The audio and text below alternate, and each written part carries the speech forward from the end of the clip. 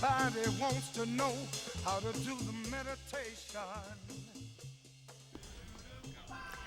Hello everyone, welcome to Living Arts. I'm your host, Jackie Suarez. Thank you for tuning in. We are doing a fabulous profile on an artist from Westchester. He lives in Putnam County. His name is Mr. Lawrence Anthony. He was one of the members of the original Intruders. He is also the member...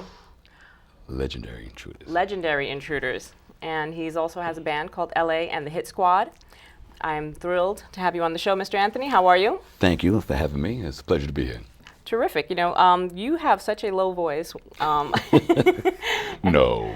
And I was thinking to myself, how difficult was it for you as you developed your style to work with your voice? Or how did you come to... Well, what's amazing about this is that I don't hear what everybody else hears. Mm-hmm. So what sounds low to everyone else sounds quite ordinary to me. I don't know it to be anything but ordinary. So I don't know. I've not had any challenges with that because that's the only thing I had. So have you had any formal vocal training as you were growing up? Actually, none. My vocal training was my life experience watching the Ed Sullivan Show, watching the great James Brown, Elvis Presley, all these guys do their thing on the stage, and of course some background in gospel music. Oh, okay. That particular road, you will be trained. Okay, so you began singing in church? Yes. Okay, so how long ago was that? Oh, you're talking the black and white days. You were fairly young. I was a young lad. I was a young guy, 15 years old. Okay. Singing in the choir. Actually, I started singing in a choir much younger than that. In grade school, I sang in a choir for a short spell, and then kind of disappeared. And the Jacksons came out and started doing the Jacksons 5 and the Temptations and the Motown thing. So, right. But my beginning in singing is with gospel music. Okay. That's my beginning, and no matter what I do, I can't let it go. It's part of who I am. Yeah, you sing, definitely from your heart. It's very Yes. soulful. Yes. And we were speaking with someone else that was here earlier, and it seems like everyone that got their beginning in the church seems Yes. to be able to improvise really well.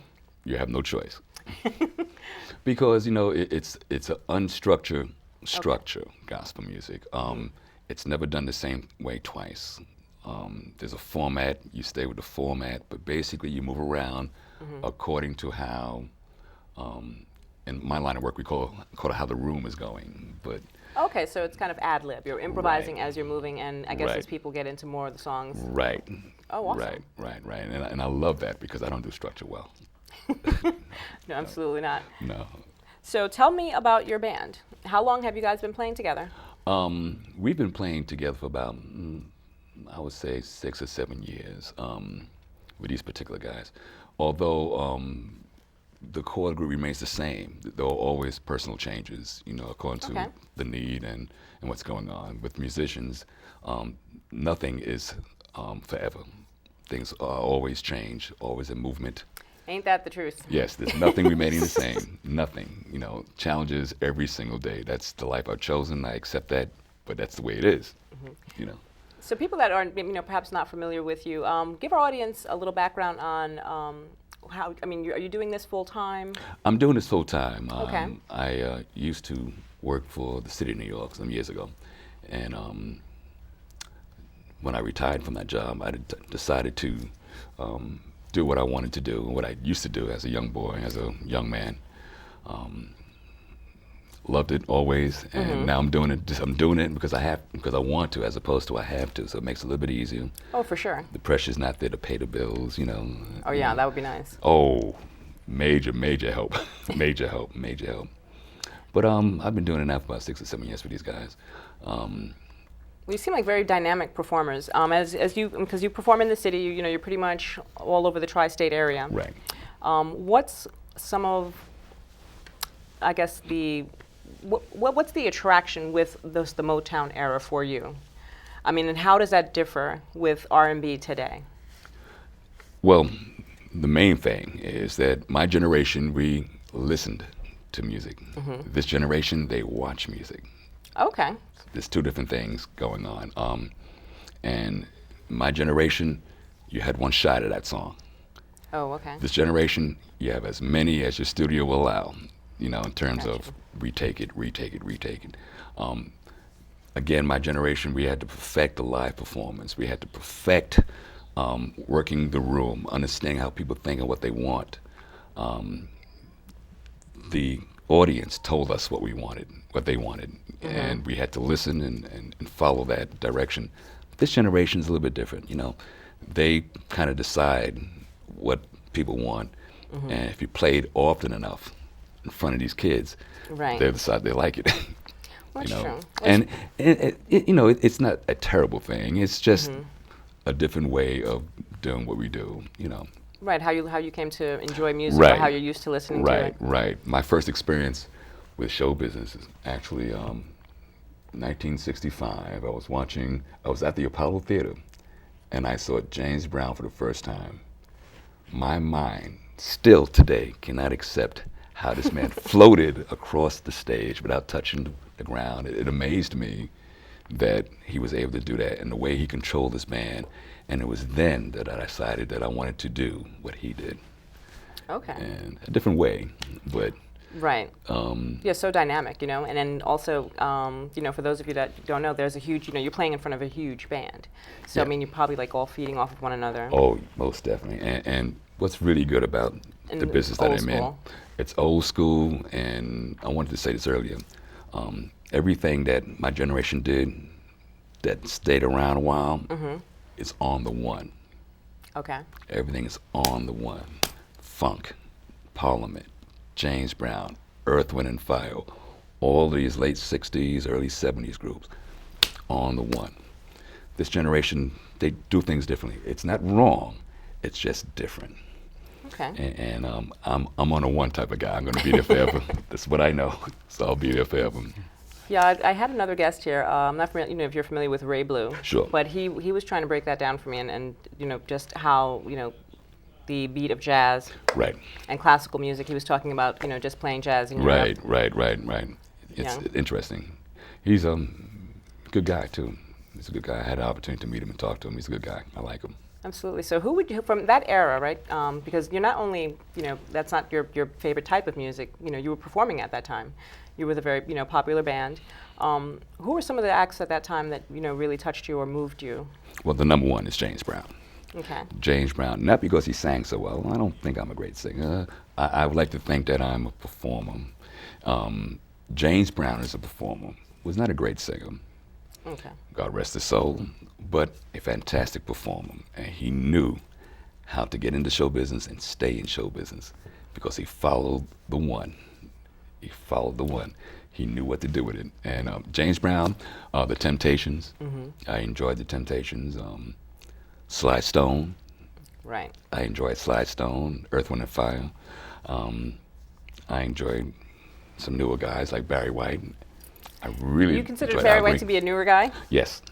That's interesting. Although Barry White has been around a long time, he used to write for Motown. People don't know that. No, I didn't know that. Tell me about that. He wrote for Motown. Yeah, he wrote for Motown. He wrote material that's unlike the Barry White that you know. Okay, not the sultry kind of. No, he wrote like Motown stuff. It's okay, more upbeat. More like the Four Tops. More like that. Experienced guy, Barry White, and he decided when he left that label to do things differently with the strings and so on, and he created Barry White. So that's what I do. Well, that's interesting. Yeah, how he, you know, I'm not sure if he wrote most of his own material. He did. He did. He did.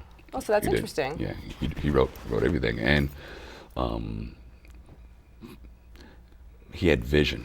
I thought because he was able to do something that had not been done before. Isaac Hayes started it, you know, with a heavy voice, trying to appeal to a certain kind of an audience. You know, clearly, it was the women that it was appealing to. Right.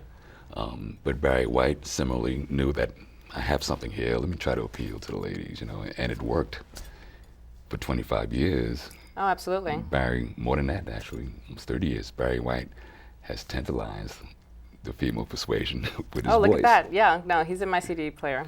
I know he is. He's definitely there.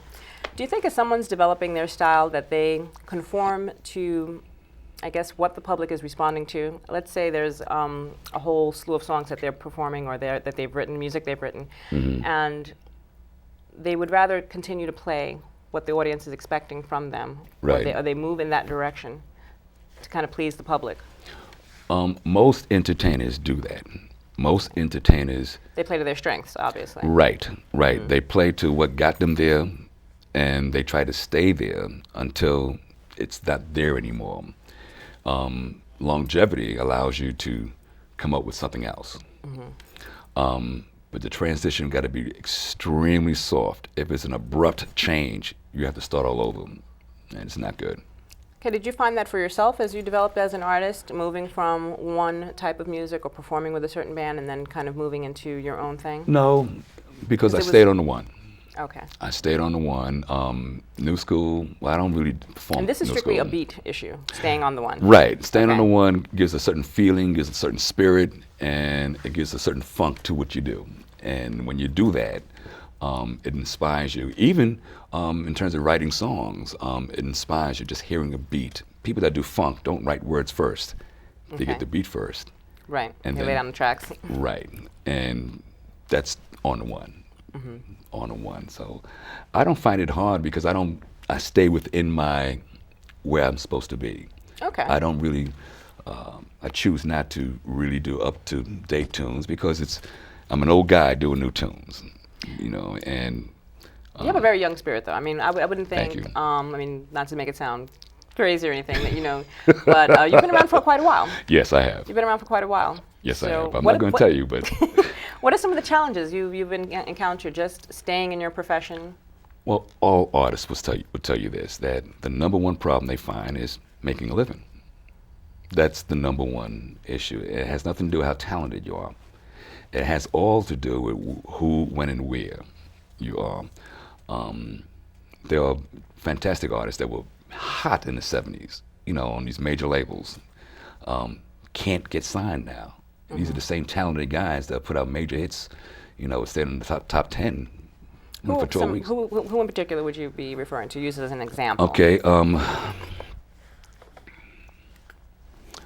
Okay. Al Green had a interview once. He mentioned how difficult it was for him to transition from R&B on the one, on the London label, the sound that he had, the Memphis label, to gospel. Okay. He didn't do well at first. He had a hard time at first. It's unfortunate. The Temptations. Okay. There's no one better than Temptations in terms of the harmonies and so on. They don't sell albums the way they used to. They're still putting them out, but it's not what they used to be. Good material, Right. but you can only go but so far from transition from who you are, a Motown cat, to new school, because then it sounds ridiculous, an old cat trying to be Jay-Z. It's, Right. No, exactly. I mean, that I can't just doesn't quite sit picture well. you rapping, but Oh no, and it's not going to happen. not going to happen. It's not going to happen. I'm not I stay on my own road. Yeah. I So, stay on my own of road. the new R&B artists that are out there now, is there someone that has caught your eye that has a certain swagger or something about them that you find appealing? I like John Legend. Okay. I like John Legend for a couple of reasons. He writes. He writes his material. He plays keyboards, and he sings. And he has an open market because he's not playing to one particular person. He's playing to anyone that will listen to him, and in most cases, people like him. He's done so well from all walks of life. So I would say he's major in this business now. The impact that he's made, For sure. without question. It does bring to mind something that he's on a program now called Duets. Oh, right. And I was discussing this with someone. I think I have an issue with this open call they have, or not an issue, like listen to me like I have an issue with American Idol. I have an issue with Oh, I don't X watch it. Factor and America's Got Talent. But are we grabbing people who otherwise would not have an opportunity and giving them a platform to become something or to get signed? Or has this become a bit of a circus? We're taking, and I don't want to, like, let's say Kelly Clarkson, Carrie Underwood, the people that are winning these events because of popular opinion, Right. without necessarily having the chops and getting them signed to a label. What do you think about that? Well, The music industry is amazing in that what's happening now is that those particular shows can guarantee record sales. Because if I'm a record company and I see an artist that I think is a good artist, and I sign him and invest money in him, and then he doesn't do well.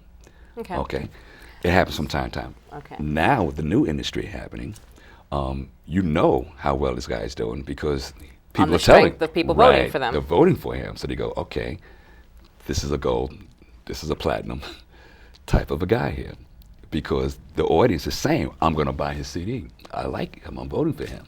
But aren't they kind of... I don't particularly care for that, though. But right, there's something about it. It's no, almost like the way that they're promoting them by giving the backstory. Whereas, let's say back in the day, not back, you just, you hear someone's music on the radio. You're not quite sure about their story. You go and buy their CD. You read about them. Right, right. It's almost like they're pre-packaging these people, finding the person that has the most appealing story behind it. Right.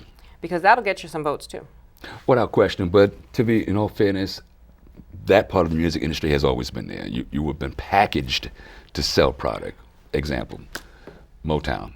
There was a school that the artist had to attend in Motown to teach them how to walk in front of people, to teach them how to dress, women and men, as well as dancing, all the social... Graces, yeah. Yes, that's taught by Motown. So this is Berry Gordy's Miss Porters? Yes, absolutely. He packaged people so that they were pleasing to the audience, so that he can sell records. Okay, So well, it's not a new idea, it's just... Well, yeah, you jazz up someone's style, or you Right. have them kind of, I guess when they had the boy bands, Frankie. Right. Yeah, no, I can totally see that. Yeah, it's marketing is marketing. Either you're marketing in '55 or you're marketing in 2012. You have to market, and Exactly. a person like myself that's been around a while. Oh, Lawrence, you have such a great voice. Thank you. But can I sell product the way I would like to now? And the answer is, according to the music industry, the answer is no, because most people that buy product are young people, between the ages of 16 and 28 years old. And after that, it starts dropping. By the time you get to me, we're not buying any CDs anymore, And Do you think maybe iTunes and the whole downloading of music has made it more accessible to a person like the myself, older generations? absolutely. That's how a lot of us maybe, do. The person doesn't have to invest in the whole CD, Absolutely. but they can download a track or two. Absolutely. You can put out a product, it's easy to put out a product now than it was many years ago because of that technology, and you can sell your product online. And that's one of the ways some of the old cats, still make a couple dollars, Isn't that amazing how everything has changed so much? And you mentioned earlier just about how the visual aspect of someone's performance, how that's become so important with the dawn of MTV. Very important. With the dawn of MTV, and how many times that, the concept of that video sometimes shadows the actual content of the song. Right. Or how well it's been performed. Right. To the point where you see someone live, you get startled. Yes, yes, absolutely.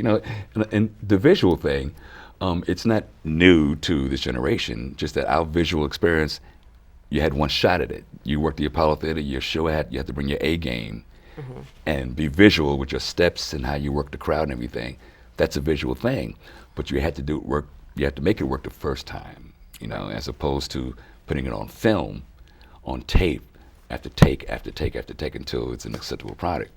So I think our strength, the old cats had a strength that the new generation may not ever get because it's just easier to put out a product. Right, it's a different situation now. Yeah, it's cell phone to a black rotary phone, Absolutely. And I had one. So now the dynamic performance you put out, and if you have an opportunity to see this man perform live, I strongly recommend it. Oh, bless your heart. Thank you. He did us the honor of doing a number here earlier, and we're going to show that to you at the end of the show. But just, you bring so much to your performances. Thank you. I'm just happy to be alive, and I realize that life is a blessing, that life is not guaranteed, and that we are not running things. There's something outside of ourselves that is really running things, that is in charge. And it took me many years to figure that out. And once I did figure it out, I said, okay, I got it. And now my performances, as you say, seem to be so dynamic because I'm giving thanks. I'm grateful.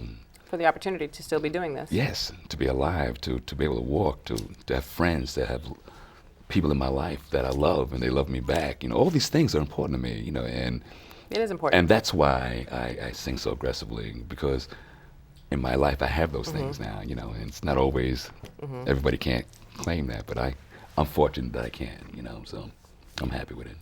Well, that brings me to another part of your whole, I guess your whole persona, if I may call it that. You mentioned on your blog that most of the important things in the world have been accomplished by people who have kept on trying when there seemed to be no hope at all. Right. You quoted Dale Carnegie. Now, these inspirational messages that you're bringing out, tell me a little bit about that, why you feel the need to connect with your followers or people that are coming to see you on that level. I feed off an audience. They show me love. I work hard. I perform harder. Again, with my new mindset in life, I truly do believe that you shouldn't give up. We all have something that we own to ourselves, and we may not share the same talents as everybody else, but we still have something. And don't give up. Just don't give up, man. Just keep on pushing. If it makes you feel good, do it. If it brings you joy, do it. If it gives you love, by all means, do it. That is so important. Oh, absolutely. That's how I live my life. I try to look for the best out of something as opposed to the worst. Try to look. That's very important. Try to love people and embrace. Because I always felt that you get more with honey than you do with vinegar. Absolutely. And you pick that up as you go, as you get older. Sometimes as kids, especially guys, you think you get more with, with the fist, but you really get more with honey than you do with vinegar, and that's. You learn to finesse your way through things. Absolutely. And to finesse your way to get things.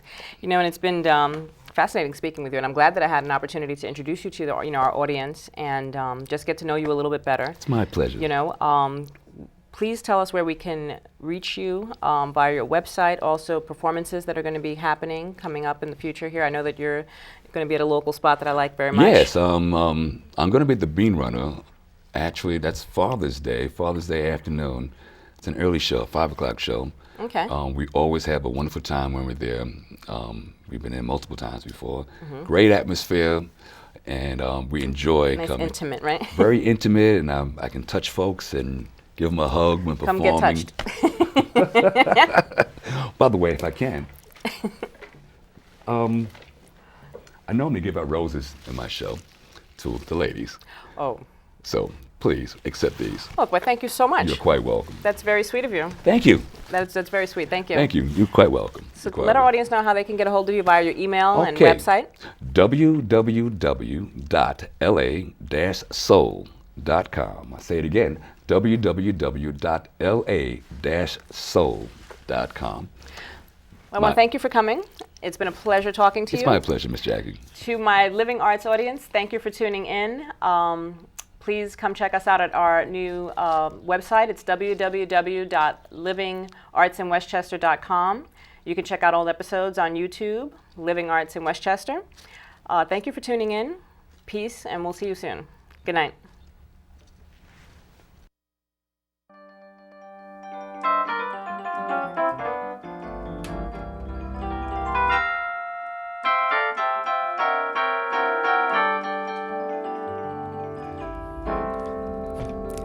All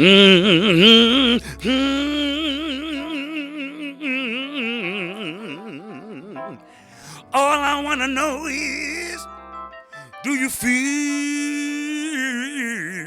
like I'm feel? I feel good tonight, yeah. Because life is nothing but a circle.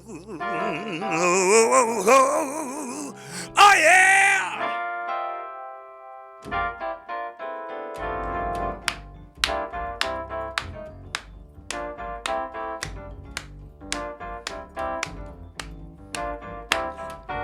And I got a song, I ain't got no melody.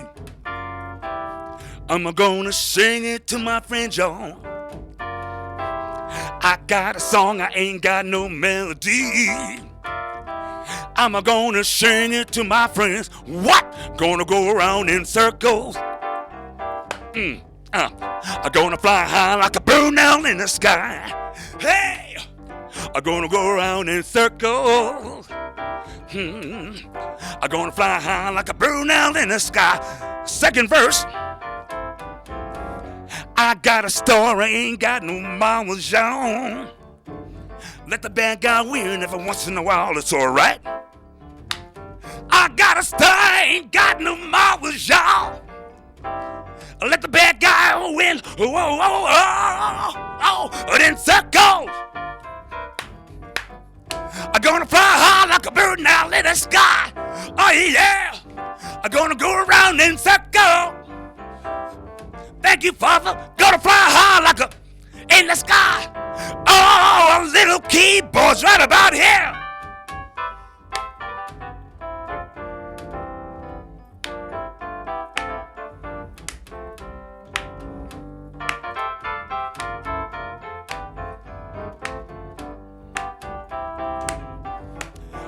Last verse. I gotta dance, I ain't got no steps, yo. I'm gonna let the music move me round and round. I gotta dance, I ain't got no steps, yo. I'm gonna let the music, in circles. I'm gonna fly high like a bird now in the sky. Hey, gonna go around in circles. Thank you, Father. I'm gonna fly high like a bird up in the sky. Oh, yes. Oh, yeah. Gonna fly high like a what?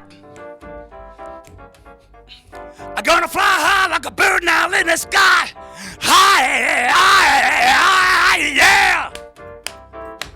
Let's go to church. Oh, yeah.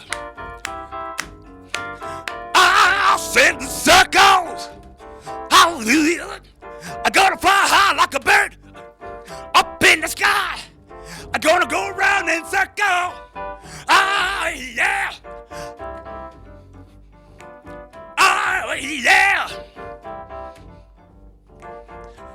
Like a bird in the sky. Up in the sky. I'm gonna go around in circles. Oh, yes. Oh, yes. Thank you, Father. Oh, yes. Oh, yes. Up in the sky. Oh, yes.